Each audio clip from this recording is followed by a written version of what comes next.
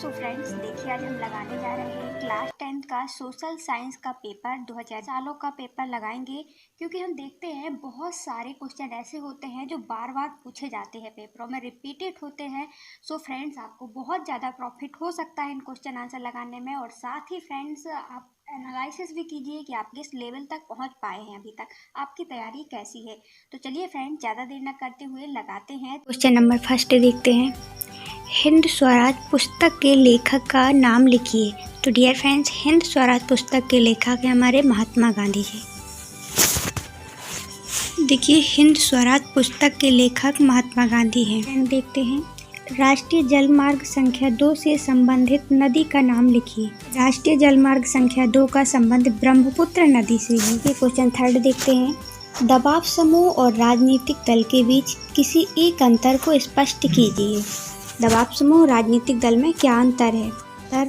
राजनीतिक दल चुनाव लड़ते हैं और सरकार में सत्ता प्राप्त करते हैं, जबकि दबाव समूहों का उद्देश्य सरकार की नीतियों को प्रभावित करना है। लोकतंत्र के अर्थ को स्पष्ट कीजिए। देखिए, लोकतंत्र शासन का वह स्वरूप है जिसमें लोग अपने शासकों का चुनाव स्वयं करते हैं। देखिए, क्वेश्चन नंबर 5 देखते हैं। भारत के किसी एक राजनीतिक दल का नाम लिखिए जिसका जन्म आंदोलन से हुआ हो।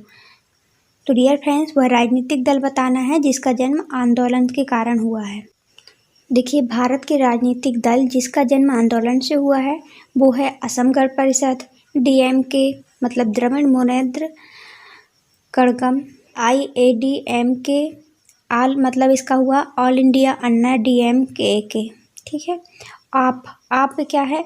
ए से आम, आप बड़ा आ से आदमी, उपा से पार्टी, आम आदमी पार्टी। देखिए, मुद्रा के प्रयोग ने वस्तु विनिमय को किस प्रकार से आसान बना दिया है, इसका एक उदाहरण दीजिए। देखिए फ्रेंड, जिस व्यक्ति के पास मुद्रा है वह इसका विनिमय किसी भी वस्तु या सेवा खरीदने के लिए आसानी से कर सकता है। जैसे आप जूता लेने गए डियर फ्रेंड्स, तो जूता बनाने वाले पहले जूते के बदले मुद्रा प्राप्त करेगा और फिर उस मुद्रा का इस्तेमाल वह गेहूँ खरीदने के लिए करेगा। तो डियर फ्रेंड्स, पहले मुद्रा नहीं चलती थी तो प्रॉब्लम है, धान खरीदनी है डियर फ्रेंड्स, तो वो धान वाले के पास जाता है और यदि उसके पास भी गेहूँ है तो वो आपका गेहूँ नहीं लेगा और आपको धान नहीं देगा। और मुद्रा एक ऐसी चीज़ है डियर फ्रेंड्स, उसको सभी कोई ले लेता है, उससे कोई प्रॉब्लम नहीं है। वो किसी को भी मुद्रा देगा तो उसका चल जाएगा और मुद्रा में विनिमय हो जाएगा। जी फ्रेंड्स, क्वेश्चन नंबर 7 देखते हैं। उपभोक्ता के चुनने के अधिकार के उल्लंघन का एक उदाहरण दीजिए। देखिए फ्रेंड्स, उपभोक्ता को मतलब ग्राहकों को 5 अधिकार प्राप्त हैं, जैसे सुरक्षा का अधिकार, चयन का अधिकार, राइट टू इन्फॉर्मेशन मतलब सूचना का अधिकार, और भी अधिकार दिए गए हैं डियर फ्रेंड्स। तो इनमें से प्रमुख है एक हमारा चयन का अधिकार, इसका उल्लंघन हुआ है, उसका उदाहरण दें। तो उपभोक्ता के चुनने के अधिकार का उल्लंघन का उदाहरण, यदि आप एक दंत मंजन खरीदना चाहते हैं और दुकानदार कहता है कि वह केवल दंत मंजन तभी बेचेगा जब आप दंत मंजन के साथ एक ब्रश भी खरीदेंगे। तो डियर फ्रेंड्स, अगर आप ब्रश खरीदने के इच्छुक नहीं हैं तो आपके चुनने का अधिकार का उल्लंघन हुआ है और आप कार्रवाई भी कर सकते हैं। देखिए फ्रेंड्स, पैकेट पर अंकित अधिकतम खुदरा मूल्य आपके लिए किस प्रकार लाभकारी है? फ्रेंड्स, पैकेट पर अंकित अधिकतम खुदरा मूल्य हमारे लिए लाभकारी है। विक्रेता मुद्रित मूल्य से अधिक दाम पर वस्तु को नहीं बेच सकता। हम अधिकतम खुदरा मूल्य से कम दाम की वस्तु पर वस्तु देने के लिए मोल भाव भी कर सकते हैं, है ना। यदि खुदरा मूल्य नहीं डाला है तो फिर हम मोल भाव भी नहीं कर पाते कि नहीं आप इतना दे रहे हैं, इतने का बेच रहे हैं, इतना डाला है, इससे हम मोल भाव भी कर सकते हैं। 1830 के दशक में यूरोप में आई किन्हीं 3 आर्थिक कठिनाइयों का वर्णन कीजिए। 1830 के दशक में यूरोप में आई आर्थिक कठिनाइयाँ। यूरोप में जनसंख्या में डियर फ्रेंड्स इस टाइम पे ज़्यादा वृद्धि हो गई। अधिकांश देश में नौकरी ढूंढने वालों की तादाद उपलब्ध रोजगार से अधिक थी। तो डियर फ्रेंड्स, नौकरी ढूंढने वाले मजदूर लोग अधिक हैं और काम कम है। अमीर क्षेत्रों के अतिरिक्त आबादी शहर में जाकर भीड़ से भरी बस्तियों में रहने लगी। तो डियर फ्रेंड्स, जब गांव में काम नहीं मिलता था लोगों को तो वो लोग शहर क्षेत्र में जाने लगे और वहाँ पे उनका कोई नहीं था और वहाँ पे भी उनको काम दिया जाता था डियर फ्रेंड्स ज़्यादातर, जिसके रिलेटिव उस कंपनी फैक्ट्री में लगे हुए हैं। तो इससे जो जाते थे डियर फ्रेंड्स उनको ज़्यादा प्रॉब्लम होती थी। एक तो वहाँ कोई नहीं है, ना खाने पीने ना रहने की व्यवस्था है, यहाँ वहाँ डले हैं और काम भी नहीं मिल रहा है, इतनी ज़्यादा प्रॉब्लम थी। ये नगरों के लघु उत्पादकों को अक्सर इंग्लैंड से आयातित मशीन से बने सस्ते कपड़े से कड़ी प्रतिस्पर्धा का सामना करना पड़ रहा था। छोटे छोटे लघु उत्पादक हैं डियर फ्रेंड्स, अपने लघु उद्योग चला रहे हैं हथकरघे, और इंग्लैंड से सामान आता था बेचने, तो लोग किसका सामान खरीदेंगे? जो मशीन से बना होगा, अच्छा होगा और सस्ता होगा। तो डियर फ्रेंड्स अब इनका तो ना ही मशीन से बना है, इनमें लागत ज़्यादा लगी है, मशीन में कम लागत लगती है। 10 घंटे का काम मशीन एक घंटे में कर देती है फ्रेंड्स। तो इसमें रोजगार भी मतलब मजदूर भी ज़्यादा नहीं लगते हैं, तो लागत कम लगती है, तो वो तो सस्ता बेचेंगे ना, और सफाई भी ज़्यादा आएगी मशीन में, तो लोग उनका ज़्यादा खरीदेंगे। तो इनसे कड़ी प्रतिस्पर्धा सामने आ गई डियर फ्रेंड्स लघु उत्पादकों की। फ्रेंड्स यूरोप में अभी भी जहाँ कुलीन वर्ग सत्ता में था, तो वहाँ पे जो कृषक लोग हैं और सामंती शुल्कों और जिम्मेदारियों के तले, बोझ के तले उनके दबे हुए थे। उनसे कर्ज ले लेते थे डियर फ्रेंड्स एक बार कर्ज लिया तो फिर बस उनको फंसाते जाते थे ये कुलीन वर्ग, है ना। तो उनकी जिम्मेदारियों के बोझ के तले वो लोग दबे हुए थे। देखिए, खाने पीने की चीज़ों के मूल्य बढ़ने लगे या किसी वर्ष फसल के खराब होने पर शहर और गांव में व्यापक गरीबी डियर फ्रेंड्स फैल चुकी थी। इस टाइम 1922 में महात्मा गांधी ने असहयोग आंदोलन को वापस लेने का निर्णय क्यों लिया? को लगता था कि विभिन्न स्थानों पर आंदोलन हिंसक होता जा रहा है, इसलिए भी ले लिया उन्होंने आंदोलन को वापस। दूसरा कारण था सत्याग्रहियों की व्यापक प्रशिक्षण की जरूरत थी अब इनको। और तीसरा, कांग्रेस के कुछ नेता इस तरह के जन संघर्ष से थक चुके थे, वे चुनाव में हिस्सा लेना चाहते थे। तीसरा कारण। चौथा कारण है डियर फ्रेंड्स तत्कालीन घटना, चोरा चोरी की घटना आंदोलन को वापस लेने का तत्कालीन कारण बन गई थी। देखिए, क्वेश्चन नंबर 11 देखते हैं। सविनय अवज्ञा आंदोलन में व्यवसायी वर्गों की भूमिका का वर्णन करना है, मूल्यांकन कीजिए। तो डियर फ्रेंड्स सविनय अवज्ञा आंदोलन में व्यवसायी वर्ग की भूमिका देखिए। तो व्यवसायी वर्गों ने औपनिवेशिक नीतियों का विरोध किया, जिसके कारण उनकी व्यावसायिक गतिविधियों में रुकावट आती थी। तो डियर फ्रेंड्स इसलिए किया उन्होंने कि उनकी नीतियों के कारण जो व्यावसायिक वर्ग थे, व्यवसाय करने में उनको रुकावट आती थी। क्योंकि डियर फ्रेंड्स ये लोग क्या करते थे, इन लोगों से तो कर ले लेते थे अंग्रेज लोग, है ना, और वहाँ का व्यापार छूट चलता था। तो अब जिनसे कर लगेगा डियर फ्रेंड्स, कर में पाबंदियाँ लगा देना, तो इसके कारण इनका व्यवसाय ठीक से नहीं चल पाता था। विदेशी वस्तुओं के आयात से सुरक्षा चाहते थे और रुपया स्टर्लिंग विदेशी विनिमय अनुपात में बदलाव चाहते थे। इसके साथ ही व्यवसायी हितों को संगठित करने के लिए उन्होंने 1920 में भारतीय औद्योगिक व्यवसायिक कांग्रेस और 1927 में भारतीय वाणिज्यिक उद्योग परिसंघ का गठन किया। उन्होंने आंदोलन के लिए आर्थिक सहायता भी प्रदान की।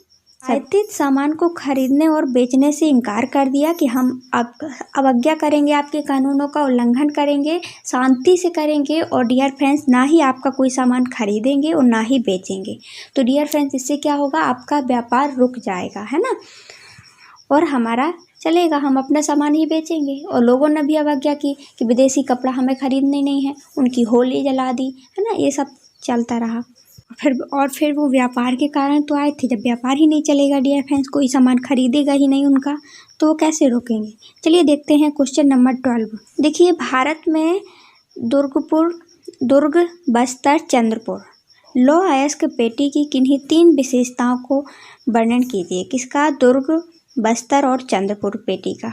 तो डियर फ्रेंड्स दुर्ग, बस्तर और चंद्रपुर पेटी जो है वो छत्तीसगढ़ और महाराष्ट्र राज्य के अंतर्गत आती है। देखिए, छत्तीसगढ़ का जो बस्तर जिला है उसमें बैलाडीला पहाड़ी श्रृंखलाओं में अति उत्तम कोटि हेमेटाइट पाया जाता है। हेमेटाइट प्रकार का लोहा पाया जाता है। तो डियर फ्रेंड्स 4 प्रकार के लोहा पाए जाते हैं, है ना। तो ये सबसे इससे भी अच्छा लोहा होता है। ये हेमेटाइट बहुत अच्छे प्रकार का लोहा है, ये पाया जाता है। इस पर्वत श्रृंखला में सर्वश्रेष्ठ कोटि के हेमेटाइटल लौह अयस्क 14 का जमाव यहाँ पे होता है। इससे इस्पात बनाने में बहुत ज़्यादा आवश्यक होता है हमारा हेमेटाइटल। भौतिक गण बुद्धिमान होता है। इन खदानों का लौह अयस्क विशाखापट्टनम पतन से जापान तथा दक्षिण कोरिया को निर्यात किया जाता है, बेचा जाता है। देखा, यह हमारे छत्तीसगढ़ के बस्तर जिले में पाया जाता है। दूसरा, यह सर्वश्रेष्ठ हेमेटाइटा लौह अयस्क है, जिसका 14 का जमाव यहाँ पे होता है। तीसरा, चौथा हमने क्या देखा, इससे इस्पात का सर्वश्रेष्ठ भौतिक गुण विद्यमान होता है और इससे विक्रय भी किया जाता है विशाखापत्तनम पत्तन से जापान और कोरिया को। क्लियर। ये क्वेश्चन नंबर 13 देखते हैं। भारत के आर्थिक विकास में विनिर्माण क्षेत्र की भूमिका का विश्लेषण कीजिए। विनिर्माण मतलब जहाँ पे उत्पाद होता है, उद्योग धंधे, उस क्षेत्र की क्या भूमिका है हमारे आर्थिक विकास में, मतलब पैसे ऐसे में भारत के। देखिए फ्रेंड्स, भारत के आर्थिक विकास में विनिर्माण क्षेत्र की भूमिका। विनिर्माण उद्योग न केवल कृषि के आधुनिकीकरण में सहायक है, वरन कृषि की आमदनी पर लोगों की निर्भरता को बहुत अधिक मात्रा में कम करता है। तो डियर फ्रेंड्स, ये विनिर्माण क्षेत्र मतलब उद्योग धंधे हैं, इसके कारण जो लोगों की ज़्यादातर कृषि में निर्भरता थी उससे भी कम हुई है। क्योंकि हम देखते हैं कृषि में डियर फ्रेंड्स ज़रूरत है 5 लोगों की और लगे हैं, परिवार में जितने भी सदस्य हैं 10 लोग हैं माना कि, तो उसी में लगे हैं, क्योंकि उनके पास ऑप्शन नहीं था।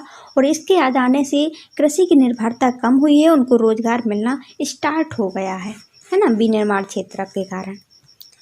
दूसरा देखिए, गरीबी और बेरोजगारी कम करता है। तो डियर देखिए, थर्ड देखते हैं, निर्मित वस्तुओं का निर्यात वाणिज्य व्यापार को बढ़ाता है, जिससे अपेक्षित विदेशी मुद्रा भी प्राप्त होती है। तो जो भी वस्तुओं का निर्माण किया जाता है उससे वाणिज्यिक व्यापार बढ़ता है, जिससे विदेश में हम चीज़ों को निर्यात करते हैं, व्यापार करते हैं, हमें वहाँ की मुद्रा भी प्राप्त होती है। चौथा देखिए, वे देश ही विकसित हैं जहाँ पे जो कच्चे माल के से कुछ नए नए प्रोडक्ट्स बनाते हैं और बेचते हैं, मूल्यवान चीज़ें बनाते हैं। तो आर्थिक विकास में हमारा विनिर्माण की बहुत ज़्यादा महत्वपूर्ण भूमिका है, हमने ये देखा है ना। गरीबी दूर होती है, लोगों की बेरोजगारी दूर हो रही है, साथ ही लोगों की कृषि से आत्मनिर्भरता कम हो रही है, कम, और विदेश व्यापार चल रहा है एक देश से दूसरे देश में हम इसी के कारण। ठीक है, देखते हैं, हमारे जीवन को समृद्ध और आरामदायक बनाने में परिवहन तथा संचार के साधनों की भूमिका के उदाहरण सहित परख कीजिए। परिवहन और संचार व्यवस्था के कारण ही हम देश विदेश की चीज़ों को अपने घर में बुला लेते हैं, मिल जाती हैं। जैसे हमने डियर फ्रेंड्स, अमेजॉन कंपनी है, परिवहन के माध्यम से कहाँ देश विदेश में व्यापार चला रही है। साथ ही एक संचार के माध्यम से हम एक फ़ोन लिए डियर फ्रेंड्स, उसमें क्लिक किया, अपना प्रोडक्ट चयन किया और बस हमारी चीज़ घर में आ जाती है। तो कितनी ज़्यादा आरामदायक ज़िंदगी हो गई है। चलिए देखते हैं इसके बारे में। तो देखिए, सक्षम परिवहन के साधन ने तीव्र विकास को पूर्वापेक्षित है। तो अच्छा परिवहन का साधन है तो विकास भी बहुत तेज़ से होगा, क्योंकि हम सामान को लाने ले जाने में कोई प्रॉब्लम नहीं होगी। साथ ही दूसरा, सक्षम और तीव्र गति वाले परिवहन से आज संसार के एक बड़े गांव में परिवर्तित हो गया है। दूसरा देखिए, आज भारत के विशाल आकार के बावजूद संसार के सभी क्षेत्रों को सुचारू रूप से जुड़ा हुआ है। इसके कारण हम कहाँ बैठे हैं डियर फ्रेंड्स, हम एमपी में हैं, हम दिल्ली वालों से बात कर पा रहे हैं, कनेक्टिविटी है, सब एक दूसरे से फैले हुए हैं संचार और परिवहन के माध्यम से। रेल और वायु जल परिवहन, समाचार पत्र, रेडियो, दूरदर्शन, सिनेमा, इंटरनेट आदि इसके सामाजिक आर्थिक विकास में अनेक प्रकार से सहायक है। तो डियर फ्रेंड्स, रेल और वायु जल परिवहन चलते हैं, इससे क्या होता है, और रेडियो दूरदर्शन के माध्यम से हमें जगह जगह की खबर मिल जाती है और उसके मुताबिक हम रेल और वायु परिवहन जल परिवहन के माध्यम से पहुंच भी जाते हैं, है ना। तो इतनी ज़्यादा आरामदायक हमारी ज़िंदगी हो गई है। स्थानिक से अंतर्राष्ट्रीय स्तरीय व्यापार ने अर्थव्यवस्था को भी जीवन शक्ति दी है। हम एक जगह बैठ कर के अंतर्राष्ट्रीय व्यापार कर पाते हैं, किसके कारण, ओनली मोबाइल और हम देखते हैं परिवहन के कारण, है ना। साथ ही इसने हमारे जीवन को समृद्ध और आरामदायक बनाने के लिए, जीवन के लिए सुविधाओं और साधनों में बहुत ज़्यादा बढ़ोतरी की है। तो ये थी हमारे परिवहन और संचार की व्यवस्थाएं। देखिए, क्वेश्चन 15 देखते हैं, लोकतंत्र के विकास में जन संघर्षों की भूमिका का विश्लेषण कीजिए। तो डियर फ्रेंड्स, लोकतंत्र का विकास में हमने देखा कि बहुत ज़्यादा जन आंदोलन हुए, विभिन्न संघर्ष किए गए, तब कहीं हमारे देश में लोकतंत्र का विकास राजा बनता था। इसके बाद औपनिवेशिक शासन आया हमारे देश में, अंग्रेज लोग राज करने लगे, तब फिर विभिन्न संघर्षों के कारण हमारा लोकतंत्र का विकास हुआ है। चलिए इसके बारे में देखते हैं। फ्रेंड्स, लोकतंत्र के विकास में जन संघर्ष की भूमिका। लोकतंत्र का विकास जन संघर्षों के द्वारा ही होता है। लोकतांत्रिक संघर्ष का समाधान जनता की व्यापक लामबंदी के द्वारा होता है। ऐसे संघर्ष और लामबंदियों का आधार जो होते हैं फ्रेंड्स, वो होते हैं हमारे राजनीतिक संगठन होते हैं। दबाव समूह और आंदोलन लोकतंत्र को कैसे मजबूत करते हैं, हमें ये बताना है। दबाव समूह और आंदोलन लोकतंत्र को मजबूत करते हैं। कैसे? दबाव समूह और आंदोलन अपने लक्ष्य तथा गतिविधियों के लिए जनता का समर्थन और सहानुभूति हासिल करने की हमेशा कोशिश करते हैं। दबाव समूह हो या आंदोलन, आंदोलन किसके? जनता के बिना हो सकता है क्या? नहीं। इसलिए वो जनता की सहानुभूति और समर्थन चाहते हैं। इसके लिए वह सूचना अभियान चलाते हैं, बताते हैं सबको, बैठक बुलाते हैं तथा अर्जी दायर करते हैं। ये तरीकों का सहारा लेते हैं। तो डियर फ्रेंड्स, जब जनता का समर्थन और सहानुभूति चाहेंगे तो जनता तो मैन हुई ना, तो इससे क्या हुआ? हमारा लोकतंत्र और ज़्यादा मजबूत हुआ। सेकंड, ऐसे समूह अक्सर हड़ताल, सरकारी कामकाज में बाधा पहुंचाने और जैसे उपायों का भी सहारा लेते हैं। जो आंदोलन हो चाहे दबाव समूह हो, है ना, इससे क्या होता है?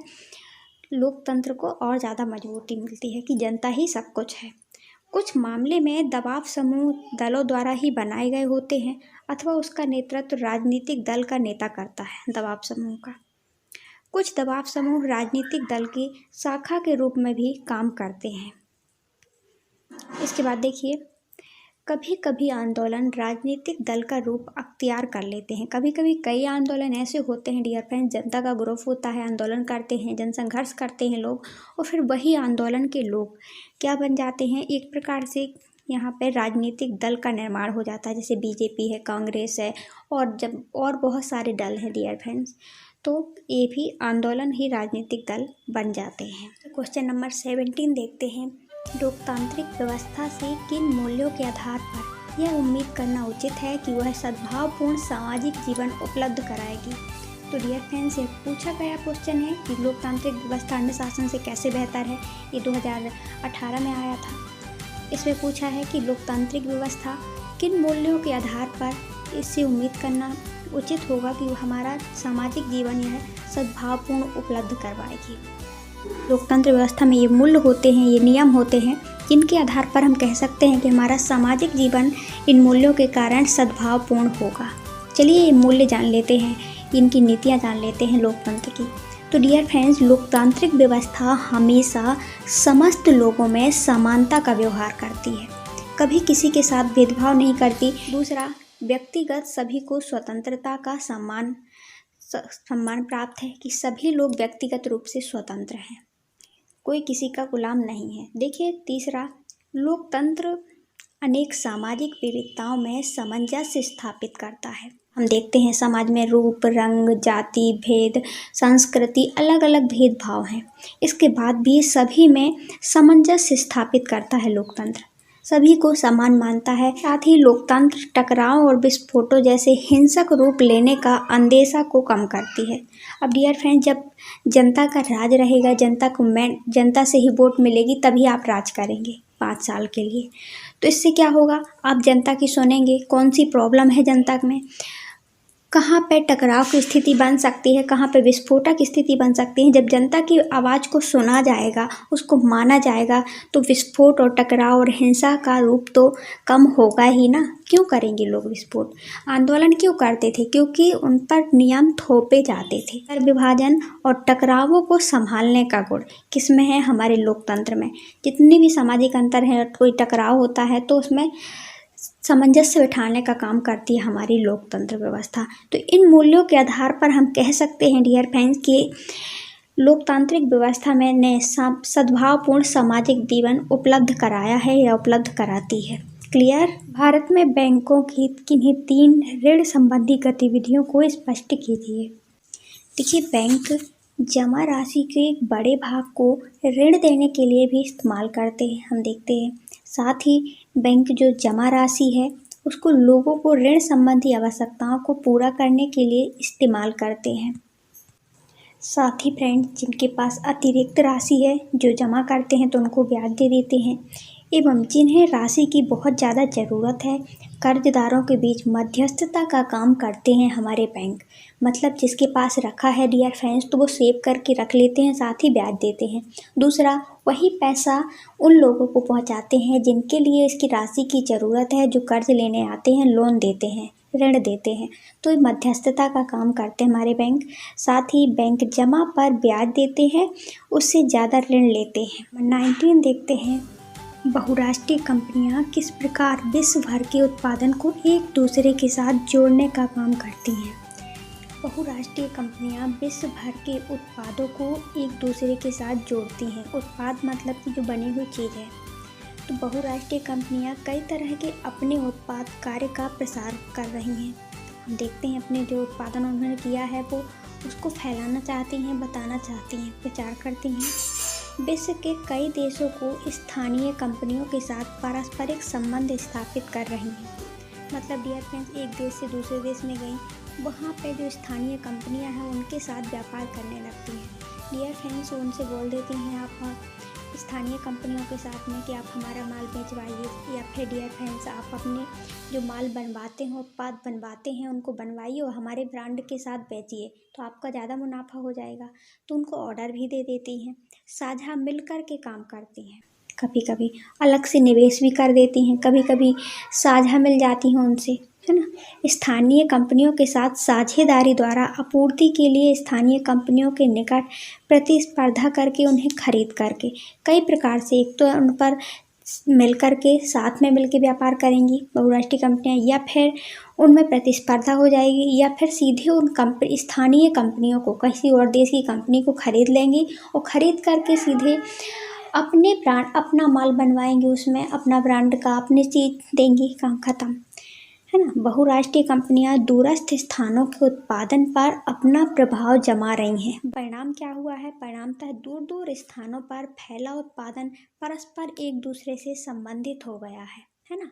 पता ही नहीं चलता कि हम देखते हैं कि हो सकता है वो हमारे यहाँ का सामान हो, उत्पाद ऐसे प्रकार मिल गए हैं कि यहाँ का सामान हो और उनके ब्रांड के नाम से बेच रहा हो, है ना, बनाए यही लोग हों। जैसे उदाहरण के लिए कारगिल फ्रूट्स, प्रकाश फ्रूट्स, तो इसमें क्या हुआ है, सीधे कंपनी ने खरीद लिया है और अब डियर फ्रेंड्स वो साथ में मिलकर के काम कर रहे हैं।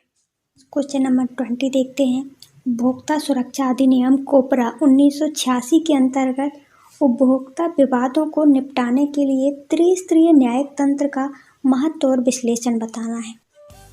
देखिए, उपभोक्ता सुरक्षा अधिनियम कोपरा के अंतर्गत त्रिस्तरीय न्यायिक तंत्र।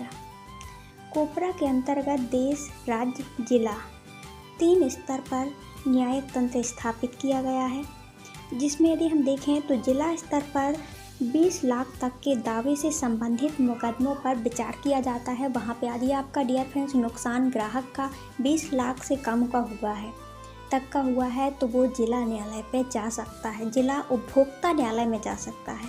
इसके बाद डियर फ्रेंड्स राज्य स्तरीय अदालत, जिसमें 20 लाख से भी ज़्यादा का आपका नुकसान हुआ है, किसी ने आपको ठगा है और 1 करोड़ तक की राशि का 20 लाख से 1 करोड़ के बीच की राशि का नुकसान हुआ है, तो आप राज्य स्तरीय न्यायालय पे जा सकते हैं। जैसे हम एमपी के हैं तो हम एमपी के भोपाल में, राजधानी हमारी भोपाल है, वहाँ पे जा सकते हैं।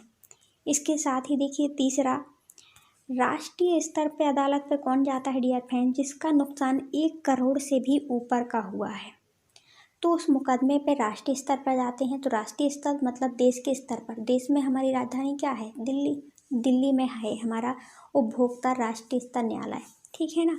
तो 3 स्तर देखे हमने। जिला स्तरीय, जिसमें हमने देखा 20 लाख तक का नुकसान हुआ है आपका, नीचे का हुआ है तो आप जिला स्तर पर जा सकते हैं।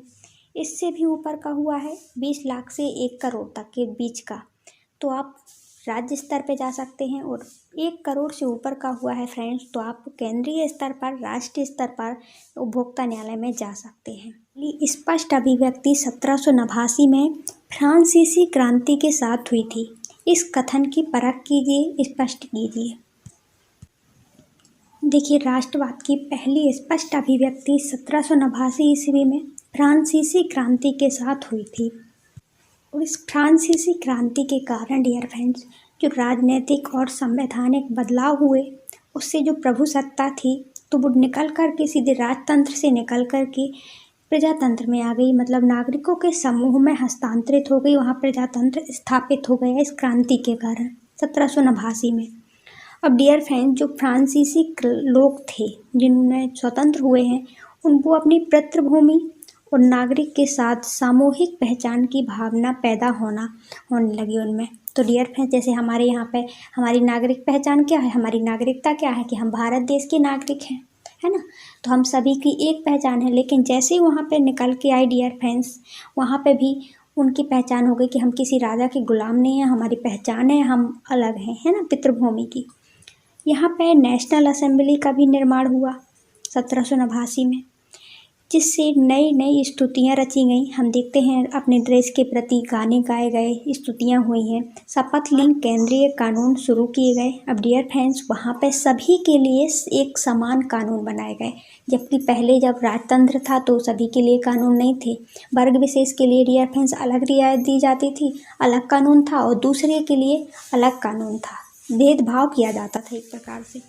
तो अब ये क्या हुआ, समान केंद्रीय कानून किए गए। आंतरिक आयात निर्यात शुल्क को भी समाप्त कर दिए गए और भार नापने का एक समान व्यवस्था को लागू की गई। मतलब जो आंतरिक, पता चले वो फ्रांस में ही रह रहे हैं और एक स्टेट से, मतलब एक राज्य से दूसरे राज्य या क्षेत्र में जा रहे हैं फ्रेंड्स व्यापार करने, तो उनको शुल्क देना पड़ता था। तो क्या होता था डियर फ्रेंड्स, व्यापारियों को बहुत ज़्यादा नुकसान झेलना पड़ता था। भार नापने की व्यवस्था भी अलग अलग थी, तो इसको एक समान कर दिया गया। शुल्क भी अब नहीं लगता था, है ना। भार की, जैसे कि यहाँ पे हमारे यहाँ 1000 किलोग्राम में 1 किलो होता है, तो डियर फ्रेंड्स दूसरे स्टेट में व्यापार करने जाएंगे तो वहाँ उतने का नहीं होगा, वहाँ कम का या ज़्यादा का होगा। तो ऐसे में इनको प्रॉब्लम होती थी, तो इनकी भी एक समान व्यवस्था लागू कर दी गई। फ्रेंच राष्ट्रभाषा बन गई। तो डियर फ्रेंड्स, वहाँ पे जो भाषाएं अलग अलग थी, तो वहाँ की भाषा भी एक हो गई। तो सभी लोग एक मिल गए कि हम भी आपकी भाषा वही बोलते हैं, तुम भी वही बोलते हो, वही भाषा, तो हम सब एक हुए, है ना। अलगाव की भावना खत्म हो गई। क्रांतिकारी युद्धों शुरू होने के साथ ही फ्रांसीसी सेनाएं राष्ट्रवाद के विचार का विदेश में फैलाने लगी। तो डियर फ्रेंड्स, जैसे ही क्रांतिकारी युद्धों को शुरू होने से पहले ही फ्रांस की सेनाओं ने क्या किया, राष्ट्र के प्रति प्रेम की भावना दूसरे देशों में भी ये लोग फैलाने लगे। क्वेश्चन नंबर 22 देखते हैं। औपनिवेशिक सरकार ने सविनय अवज्ञा आंदोलन का दमन किस प्रकार किया, स्पष्ट कीजिए। तो औपनिवेशिक सरकार मतलब अंग्रेज लोगों ने गांधी द्वारा चलाया गया सविनय अवज्ञा आंदोलन 1923 में, जिसमें नमक का भी तोड़ा था गांधी जी ने, उस आंदोलन का दमन किस प्रकार किया, हमें वो बताना है। औपनिवेशिक सरकार ने सविनय अवज्ञा आंदोलन का दमन करने के लिए निर्ममता का रास्ता अपनाया। देखिए, निर्मम दमन का रास्ता अपनाया। उन्होंने, सरकार ने कांग्रेसी नेताओं को गिरफ्तार करने लगी। बहुत सारे स्थान में यह टकराव डियर फ्रेंड्स हिंसा टकराव के रूप में बदल गया, जिससे अप्रैल 1930 में महात्मा गांधी के समर्पित साथी अब्दुल गफ्फार खान को गिरफ्तार कर लिया, जिससे बहुत गुस्सा में भीड़, मतलब गुस्साई भीड़ ने सशस्त्र बख्तरबंद गाड़ियों और पुलिस की गोलियों का सामना करते हुए वो सीधे सड़क पर उतर आई, और जिससे महात्मा गांधी को भी गिरफ्तार कर लिया गया। इसके बाद फिर भयभीत सरकार ने डियर फ्रेंड्स, अब जब आंदोलन डियर फ्रेंड्स इतना ज़्यादा बढ़ गया कि वो पुलिस के काबू से, हाथों से निकल गया, तो इससे भयभीत सरकार ने निर्मम दमन का रास्ता अपनाया और बच्चों को भी डियर फ्रेंड्स वो लोग पीटना शुरू कर दिए, जिससे 1 लाख लोग जिसमें गिरफ्तार कर लिए गए। तो डियर फ्रेंड्स, ये रहा सविनय अवज्ञा आंदोलन को दमन करने का रास्ता औपनिवेशिक सरकार द्वारा, अंग्रेजों द्वारा। तो उन्होंने क्या किया, हिंसक निर्मम दमन का रास्ता अपनाया। दूसरा हमने देखा, कांग्रेसी नेताओं को गिरफ्तार करने लगी सरकार। तीसरा हमने देखा कि अब्दुल गफ्फार खान को, जो कि गांधी जी के महत्वपूर्ण साथी थे, उनको 1930 में गिरफ्तार कर लिया गया। इससे और ज़्यादा जनता भड़क गई और सीधे ही सड़क पर उतर आई। 5वां हमने देखा महात्मा गांधी को गिरफ्तार कर लिया गया। 6ठा देखा कि भयभीत होकर वो लोग बच्चों को पीटना, निर्मम बच्चों को पीटना शुरू कर दिया, जिससे इस आंदोलन में 1 लाख लोगों को सीधे गिरफ्तार कर लिया गया। संसाधनों का संरक्षण क्यों आवश्यक है?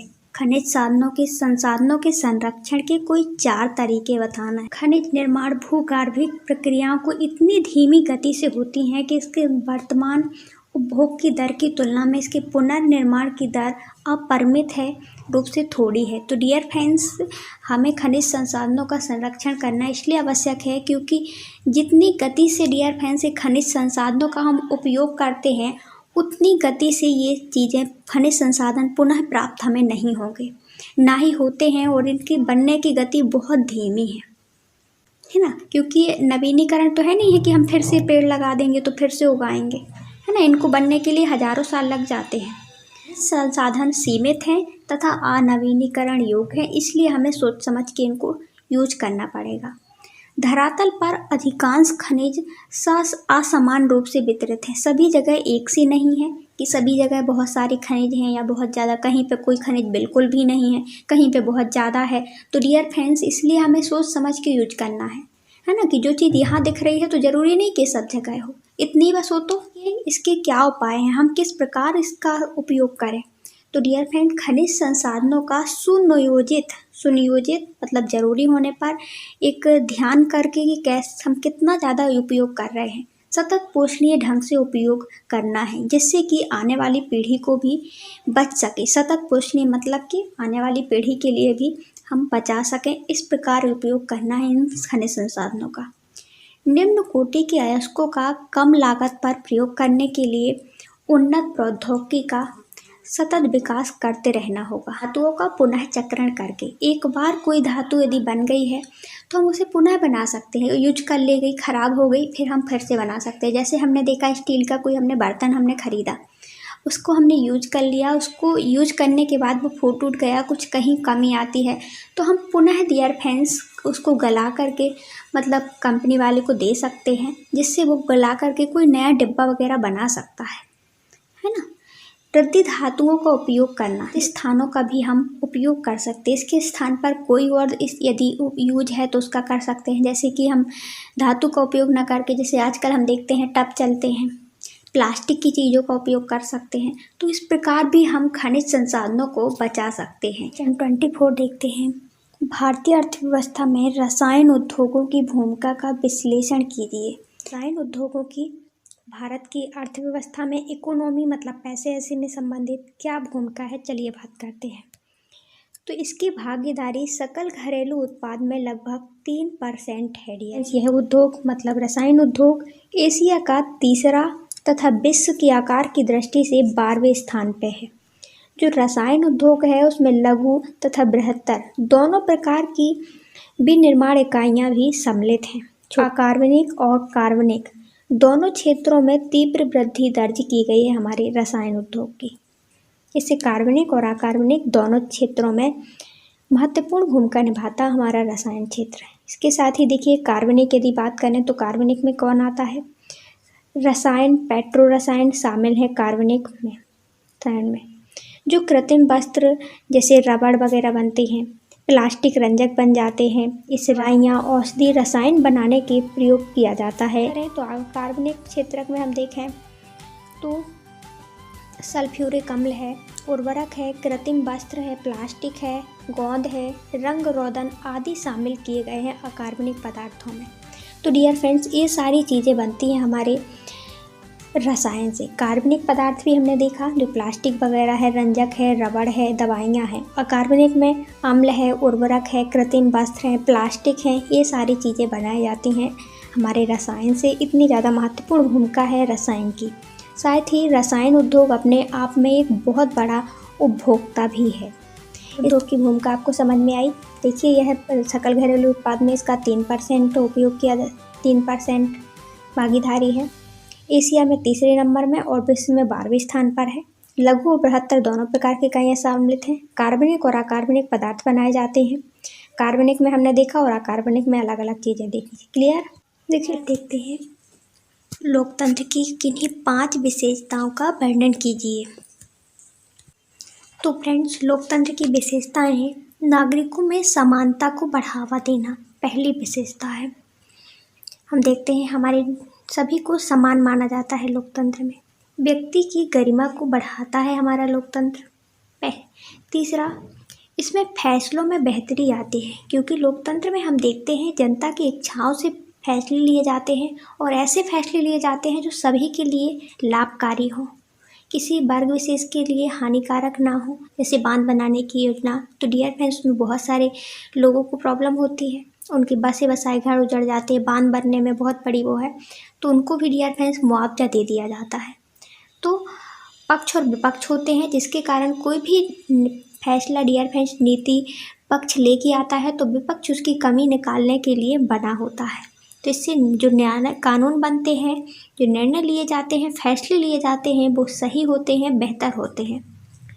टकरावों को टालने का तरीका देता है। तो डियर फ्रेंड्स, लोकतंत्र है जो, उसमें हम देखते हैं जो टकराव तो होते ही हैं, लेकिन उनको टालने और संभालने का तरीका देता है कि किस प्रकार हम संभालें। गलतियों को सुधारने की गुंजाइश होती है। कोई भी नीति ला दी गई, कोई भी कानून बन गया डियर फ्रेंड्स, यदि किसी वर्ग विशेष का उसमें अहित हो रहा है, नुकसान हो रहा है, तो डियर फ्रेंड्स उसको वह सुप्रीम कोर्ट में अपना मामला दर्ज करा सकता है कि जो कानून आया है वो हमें लाभदायक नहीं है, बल्कि हमारे लिए हानि पहुंचा रहा है। तो डियर फ्रेंड्स, न्यायालय और सुप्रीम कोर्ट उस पर विचार विमर्श करेगा, देखेगा, इसके बाद उसको सही करके देगा, है ना। सुधारने की गुंजाइश होती है। यदि वाकई में उसको लगेगा कि यह कानून गलत है तो उसको रद्द भी कर सकती है। देखिए क्वेश्चन नंबर 26 से देखते हैं। कानून बनाकर राजनीति को सुधारना अति कठिन है, इस कथन का मूल्यांकन कीजिए। इन्हीं से बनाए गए कानून गलत राजनीतिक आचरणों को हतोत्साहित करते हैं और अच्छे कामकाजों को प्रोत्साहित करते हैं। इसके साथ ही देखिए, विधिक संवैधानिक बदलाव को ला देने मात्र से लोकतंत्र की चुनौती का हल नहीं किया जा सकता है। डियर फ्रेंड्स, हम कोई संविधान में बदलाव ला देते हैं, इससे कोई लोकतंत्र की चुनौती कम नहीं हो जाती। हमें कोई भी कानून डियर फ्रेंड्स या कुछ भी नीतियाँ लाना है तो सोच समझ के लाना होगा, है ना, और उस पर भी निरीक्षण करना होगा कि वाकई में ये जो हमने कानून बनाया वो पालन कर रहे हैं सभी लोग या नहीं कर रहे हैं, है ना। ये नहीं कि हमने बदलाव ला दिया, एकमात्र काम हो गया। वो बदलाव भी देख रेख के लाना है कि हाँ सिचुएशन के अकॉर्डिंग सही रहेगा या नहीं रहेगा। इसके साथ ही देखिए, कानूनी बदलाव करते समय इस बात से गंभीरता से विचार करना होगा कि राजनीति पर इसका क्या प्रभाव पड़ेगा जो हम बदलाव ला रहे हैं। कई बार डियर फ्रेंड्स ऐसा होता है कि एकदम नीतियाँ बिल्कुल विपरीत पड़ जाती हैं, परिणाम बिल्कुल विपरीत निकलते हैं और हमको वो कानून तोड़ना भी पड़ता है। फिर आंदोलन होते हैं और आंदोलन के साथ साथ सुप्रीम कोर्ट पे लोग लेके जाते हैं सवाल को, ये कानून हमारे खिलाफ है और हमें कितना ज़्यादा हानिकारक है। तो उस पर सुप्रीम कोर्ट विचार विमर्श करता है, देखता है, इसके बाद उसको तोड़ना भी, रद्द भी हो सकता है वो कानून। इसके साथ ही देखिए, लोकतांत्रिक सुधार मुख्य रूप से राजनीतिक कार्यकर्ताओं, दलों, आंदोलनों और राजनीतिक रूप से सजग नागरिकों द्वारा किए जाते हैं। जो लोकतंत्र में सुधार किए जाते हैं तो अधिकतर कैसे किए जाते हैं, जो राजनीतिक कार्यकर्ता हैं वो नीति लाते हैं डियर फ्रेंड्स, आंदोलन करते हैं, तब कहीं किस लिए आंदोलन करते हैं कि जनता के लिए कौन सा कानून किस समय सही रहेगा, ये कानून बनना चाहिए जनता की बेसिक आवश्यकता है, या फिर ये कानून खराब है, इससे इस समाज विशेष का या किसी वर्ग विशेष का अहित होता है। तो इससे लोकतंत्र में क्या आता है डियर फ्रेंड्स, सुधार आता है। राजनीतिक दल क्यों करते हैं ऐसा डियर फ्रेंड्स, क्योंकि राजनीति उनको जनता का समर्थन पाना है, तभी तो वोट पा करके वो जीतेंगे, राजनीति में जाएंगे। तो इसलिए वो हमेशा सोचते रहते हैं कि कौन सा कानून बनाया जाए जो जनता को लिए लाभकारी हो, हितकारी हो। ये होता है कि अच्छे कानून वे हैं जो लोगों को लोकतांत्रिक सुधार करने की ताकत देते हैं। देखिए, कोई भी, जैसे हमने देखा, भेदभाव के विरुद्ध कोई कानून बना है, समानता का कानून है डियर फ्रेंड्स, तो तभी तो हम किसी के खिलाफ यदि भेदभाव होता है तो उसके खिलाफ हम बोलते हैं और हमको ताकत है कि हमारा कानून बनाए, हम इसकी कार्रवाई करेंगे तो हम ही जीतेंगे। और कानून ही ना होता डियर फ्रेंड्स तो लोग तो भेदभाव करते रहते ना, और हम उस पर नहीं बोल पाते, बोलते भी तो थोड़ी बहुत लड़ाई होती और बैठ जाते, है ना। और इसमें हमें अच्छे कानून बने, हमको ताकत मिलती है। इसके साथ ही राजनीतिक कार्यकर्ताओं को अच्छा काम करने के लिए बढ़ावा देने वाले, लाभ पहुंचाने वाले कानून सफल होने की ज़्यादातर संभावना रहती है। लोकतांत्रिक सुधार तो मुख्यतः राजनीतिक दल ही करते हैं, इसलिए राजनीतिक सुधारों को जोर मुख्यतः लोकतांत्रिक कामकाज को अधिक मजबूत बनाने को होना चाहिए। तो फ्रेंड्स, अधिकतर देखते हैं कि जो लोकतंत्र में सुधार लाते हैं वो राजनीतिक दल ही लाते हैं, जैसे कहीं बीजेपी हो या कांग्रेस हो, है ना। तो वो ही देखते हैं आसपास की जनता के क्षेत्र को कहाँ क्या ज़रूरत है और कहाँ कौन सी चुनौती है लोकतंत्र के खिलाफ, लोकतांत्रिक दल देखते हैं। इसलिए राजनीतिक सुधारों को जोर मुख्यतः लोकतांत्रिक कामकाज को अधिक बनाने को होना चाहिए। देखिए, भारतीय अर्थव्यवस्था में वैश्वीकरण के किन्हीं 5 सकारात्मक प्रभावों का विश्लेषण कीजिए। तो फ्रेंड्स, वैश्वीकरण क्या होता है? विश्व का एकीकृत होना। तो डियर फ्रेंड्स, विश्व का एकीकरण अधिकतर व्यापार के माध्यम से हुआ है। हम एक देश से दूसरे देश में व्यापार करने जाते हैं, वो लोग आते हैं, तो इससे भारत की अर्थव्यवस्था में क्या सकारात्मक प्रभाव पड़े हैं, चलिए बात करते हैं। अच्छे प्रभाव क्या पड़े? तो फ्रेंड्स, वैश्वीकरण और उत्पादकों के स्थानीय एवं विदेशी दोनों के बीच बेहतर प्रतिस्पर्धा। मतलब वैश्वीकरण में स्थानीय उत्पादक हों और विदेशी उत्पादक हों, दोनों के बीच बहुत बड़ी प्रतिस्पर्धा के कारण उपभोक्ताओं को, विशेषकर शहरी क्षेत्र के धनी वर्ग के उपभोक्ताओं को लाभ हुआ है। डियर फ्रेंड्स, यहाँ पे क्या होता है, एक तो स्थानीय लोग, मतलब जैसे भारत के लोग हैं डियर फ्रेंड्स, तो यहीं पे अपना व्यापार कर रहे हैं, और ये हैं डियर फ्रेंड्स कहाँ के, अमेरिका के लोग या किसी और देश के लोग, विश्व के अनेक देशों के लोग, तो यहाँ पे व्यापार करने आएंगे डियर फ्रेंड्स। तो इनका मशीनीकृत सामान है और ये भी व्यापार कर रहे हैं, ये यहीं कर रहे हैं। तो डियर फ्रेंड्स, ये दोनों आकर के यहाँ पे व्यापार कर रहे हैं, ये भी और ये भी, स्थानीय और ये। तो डियर फ्रेंड्स, अब ये मनमानी नहीं कर सकते हैं। क्यों? क्योंकि डियर फ्रेंड्स, यदि ये एक्स्ट्रा पैसा लेते हैं, अत्यधिक दाम में बेचते हैं, तो इनका सामान कोई नहीं खरीदेगा, इनका सामान खरीद लेंगे। या फिर डियर फ्रेंड्स, ये कर रहे हैं तो इनका सामान नहीं बिकेगा। तो इससे क्या होता है, इनको, इससे उपभोक्ता वर्ग को लाभ होता है। अच्छी क्वालिटी बनाएंगे ये लोग भी डियर फ्रेंड्स, अब अच्छी क्वालिटी बनाएंगे। क्यों? क्योंकि यदि इनकी क्वालिटी ख़राब होती है, यदि अच्छी नहीं है, तो इनका सामान नहीं बेचेगा, बल्कि इनका लोग सामान खरीदेंगे। उपभोक्ताओं, ग्राहकों के लिए एक ऑप्शन निकल के आ गया है विकल्प का, इससे एक लाभ ये हुआ है। दूसरा देखिए, उनके समक्ष पहले से अधिक विकल्प हो गए हैं। वे अनेक उत्पादकों को उत्कृष्ट गुणवत्ता और कम कीमत से लाभान्वित हो रहे हैं। उपभोक्ता लोग, ग्राहक लोग, है ना, तो उनको ज़्यादा कीमत नहीं देनी पड़ती है, अच्छी क्वालिटी का सामान मिल जाता है। क्यों? क्योंकि अलग अलग देशों से जो अच्छी चीज़ होती हैं वो भी हमारी बाज़ार में मिल जाती हैं। ये लोग पहले की तुलना में अपेक्षाकृत उच्च स्तर का, जीवन स्तर का आनंद ले रहे हैं। तो डियर फ्रेंड्स, पहले हमारे भारत वर्ष में बनी चीज़ों को हम खरीद पाते थे, लेकिन अब क्या हो गया है, हम देश विदेश की जो अच्छी चीज़ें हैं उनको भी हम खरीद पाते हैं, ले पाते हैं अपने गांव में, अपने शहर में। तो इससे उनका जीवन स्तर क्या हो रहा है, उच्च हो रहा है। नई नई टेक्नोलॉजी आ रही हैं जो हमारे भारत में भी नहीं बनती, वो भी हमें मिल जाती हैं पैसों से।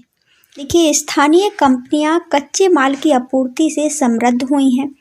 शीर्ष भारतीय कंपनी बढ़ी हुई प्रतिस्पर्धा से भी लाभान्वित हो रही हैं। जो बड़ी बड़ी भारत की कंपनियां थी डियर फ्रेंड्स, तो बढ़ी हुई प्रतिस्पर्धा से लाभान्वित हो रही हैं। वो भी एक देश से दूसरे देश में अपना सामान बेच रही हैं, जा रही हैं, है ना, उनको भी मौका मिल गया है। तो हमारा भारत वैश्वीकरण में कब जुड़ा था? 1992 से ये सब हो रहा है। कुछ भारतीय कंपनियों ने विदेशी कंपनियों के साथ सफलतापूर्वक सहयोग लेकर के लाभ अर्जित किया है। डियर फ्रेंड्स, दूसरे आते हैं हमारे देश में, हमारे यहाँ पे कंपनियाँ खोलते हैं, या फिर हमारी भारतीय कंपनियाँ हैं जो उनके साथ में व्यापार, मिलकर के व्यापार करते हैं, साझा व्यापार, जिससे हमारी भारतीय कंपनियों को भी लाभ होता है ना। यहाँ के माल को खरीद लेते हैं, फिर अपने ब्रांड में बेचते हैं डियर फ्रेंड्स, तो यहाँ का माल भी बिकने लगा और महंगी ब्रांड में बेचता है फिर वो।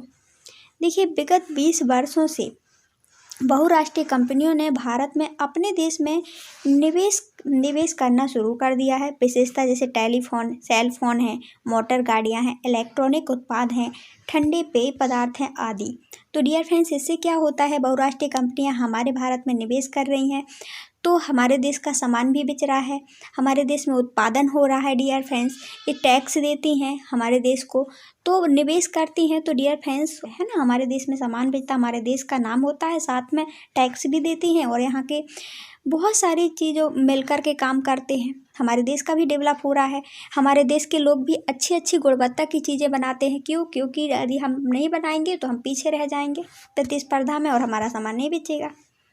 देखिए, वैश्वीकरण ने कुछ बड़ी भारतीय कंपनियों को बहुराष्ट्रीय कंपनी के रूप में उभारने के योग्य बनाया है। तो वैश्वीकरण के कारण ही डियर फ्रेंड्स हम देखते हैं, जैसे टाटा मोटर्स है, इन्फोसिस है, रैनबैक्सिस, एशियन पेंट है, ये सभी डियर फ्रेंड्स बहुराष्ट्रीय कंपनी के रूप में बन गई हैं। ये भी अनेक देशों में जाकर के अपने उद्योग खोल रही हैं, प्रचार प्रसार कर रही हैं, अपनी चीज़ों को बेच रही हैं। इनको भी एक मौका मिल गया है, अवसर मिला है। तो इस प्रकार भारतीय वैश्वीकरण का प्रभाव हमें देखने को मिला। आई होप आपको क्लियर हो गया होगा। उपभोक्ता वर्ग को प्रतिस्पर्धा से लाभ हुआ है, भारतीय कंपनियों को भी लाभ हुआ है, चीज़ों की उत्कृष्टता आई है, गुणवत्ता बढ़ी है ना। सफलतापूर्वक सभी लोग, कंपनी भारतीय कंपनी हो या विदेशी कंपनी, सफलतापूर्वक लाभ अर्जित कर रही हैं मिल करके। देखिए, क्वेश्चन नंबर 28 देखते हैं। उदारीकरण किसे कहते हैं? भारतीय अर्थव्यवस्था पर उदारीकरण के किन्हीं 4 प्रभावों का वर्णन कीजिए। देखिए फ्रेंड्स, उदारीकरण का अर्थ सरकार द्वारा अवरोध और प्रतिबंध को हटाने की प्रक्रिया को उदारीकरण कहते हैं। तो ये उदारीकरण कब अपनाया भारत सरकार ने? 1992 में। उन्होंने डियर फ्रेंड्स सभी देश के साथ व्यापार करने को, खुली अर्थव्यवस्था अपनाई, उदारीकरण किया। हम एक देश से दूसरे देश में सामान बेच सकते हैं, वो भी हमारे देश में बेच सकते हैं। तो अवरोध और प्रतिबंध को हटाने की प्रक्रिया को उदारीकरण के नाम से जानी जाती है। चलिए इसके प्रभाव देखते हैं। तो डियर फ्रेंड्स, उदारीकरण के कारण प्रतिस्पर्धा से बड़े देश में उत्पादकों का प्रदर्शन सुधार हो गया। तो डियर फ्रेंड्स, जैसे हम देखते हैं एक देश से दूसरे देश हमारे यहाँ उत्पादन बेचने आते हैं सामान, तो हमारे देश के उत्पादक भी अच्छा प्रदर्शन करते हैं, वरना उनका सामान नहीं बेचेगा। तो प्रतिस्पर्धा से देश के उत्पादकों में प्रदर्शन में सुधार आया। दूसरा हम इसका देखते हैं, विदेशी व्यापार और विदेशी निवेश पर अवरोध को काफ़ी हद तक हटा दिया गया है इस उदारीकरण के कारण। हम विदेश में व्यापार कर सकते हैं और विदेशी में निवेश भी कर सकते हैं। वहाँ पे हम अपनी कंपनी खोल सकते हैं, उद्योग खोल सकते हैं, कुछ भी, और वो भी हमारे यहाँ पे भी खोल सकते हैं। विदेशी कंपनियां यहाँ अपने कार्यालय एवं कारखाने खोलने लगी हैं, ताकि उत्पादन में वृद्धि हो रही है हमारे देश के। ये था उदारीकरण का प्रभाव। साथ ही व्यापार के उदारीकरण से व्यवसायिकों को मुक्त रूप से निर्णय लेने की अनुमति मिली है। प्रतिस्पर्धा से देश के उत्पादकों में प्रदर्शन में सुधार आया है। बस यही लिखा है। 29 देखते हैं। 3 लक्षण ABC दिए हुए हैं, भारत में दिए गए राजनीतिक रेखा मानचित्र में अंकित किए गए हैं। इन लक्षणों को निम्नलिखित जानकारी की सहायता से पहचानिए और सही नाम मानचित्र में खींची गई रेखाओं पर लिखिए। तो चलिए जानकारी पढ़ते हैं, फिर मानचित्र को देखते हैं कि कहाँ पे लाइन खींची गई है। देखिए, वह शहर जहाँ पे जलियांवाला की घटना संबंध रखती है, जलियांवाला हत्याकांड हुआ था, तो वो हमारा कहाँ पे हुआ था डियर फ्रेंड्स? पंजाब के अमृतसर में हुआ। तो फ्रेंड्स, ये लाइन खींची हुई है, एक यहाँ पे है, एक यहाँ है और एक लाइन नीचे है। तो बताइए कहाँ पे आपका जलियांवाला हत्याकांड का संबंध है? तो वो होगा हमारे ऑप्शन नंबर ए पे। यहाँ पे आप अमृतसर भर सकते हैं, जलियांवाला का हत्याकांड हुआ था। देखिए, वह स्थान जहाँ पर भारतीय राष्ट्रीय कांग्रेस का अधिवेशन हुआ था। तो भारतीय राष्ट्रीय कांग्रेस का अधिवेशन 108 जगह पे हुआ है।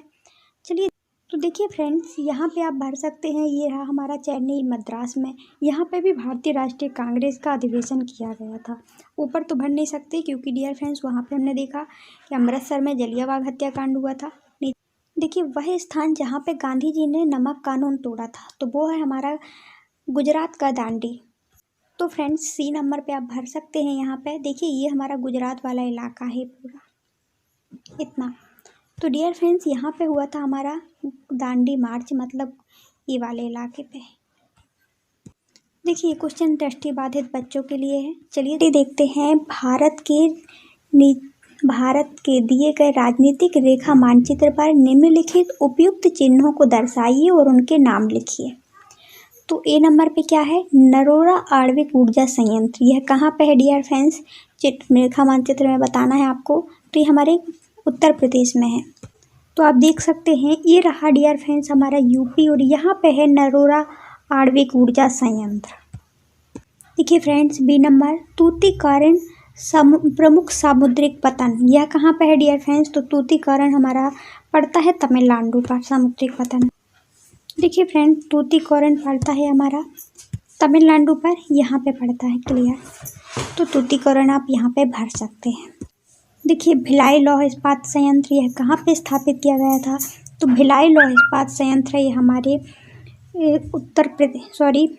भिलाई लौह इस्पात संयंत्र कहाँ पे है फ्रेंड्स, तो भिलाई लौह इस्पात संयंत्र है छत्तीसगढ़ पे।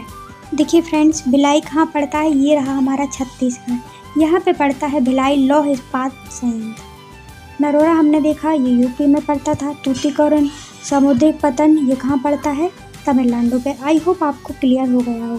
सो फ्रेंड्स कैसा लगा वीडियो कमेंट बॉक्स में कमेंट कर सकते हैं। साथ में डियर फ्रेंड्स आप अपना एनालिसिस करके बता सकते हैं कि आपके कितने मार्क्स आए हैं। डियर फ्रेंड्स कमेंट बॉक्स में कमेंट करिए, पढ़ते रहिए, बढ़ते रहिए। सेल्फ स्टडी बेस्ट स्टडी, बहुत सारे क्वेश्चन ऐसे हैं फ्रेंड्स इसमें जो कि बार बार रिपीट होते रहते हैं। चलिए फ्रेंड्स मिलते हैं नेक्स्ट पेपर पर 2016 के।